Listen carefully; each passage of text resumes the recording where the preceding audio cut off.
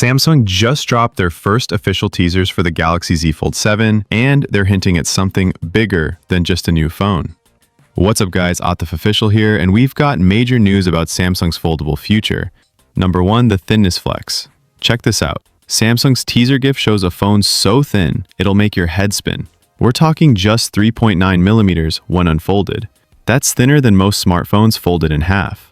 And get this, leaked images match Samsung's silhouette perfectly, confirming this insane design is the real deal. Number 2, the Ultra rebrand. Now here's where it gets interesting. Samsung keeps calling this the next chapter of Ultra, but never says Fold 7. Are we looking at a Z Fold 7 Ultra? With a 200 megapixel camera, massive 8.2-inch screen, and premium features, it sure deserves the name. Though let's be real, we're still missing that periscope lens and built-in S Pen slot. Number 3, confirmed upgrades.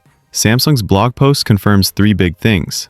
First, larger screens, just like the leaks suggested. Second, better cameras.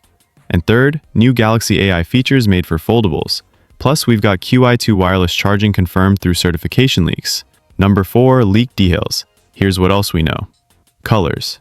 Black, blue shadow, silver for Fold 7. Storage. Same 256 gigs to 1 TB options. Launch date. Likely July 9th according to leaks. Oh, and there's a Z Flip 7 FE coming for budget buyers. Number 5. Durability and competition. The best news? That titanium frame is no joke. After seeing the S25 Edge survive brutal bend tests, I've got high hopes for this even thinner Fold 7, though I'll still hold my breath until Jerry-Rig Everything gets his hands on it. So, what do you think? Is this finally the foldable that deserves the Ultra name? Let me know in the comments.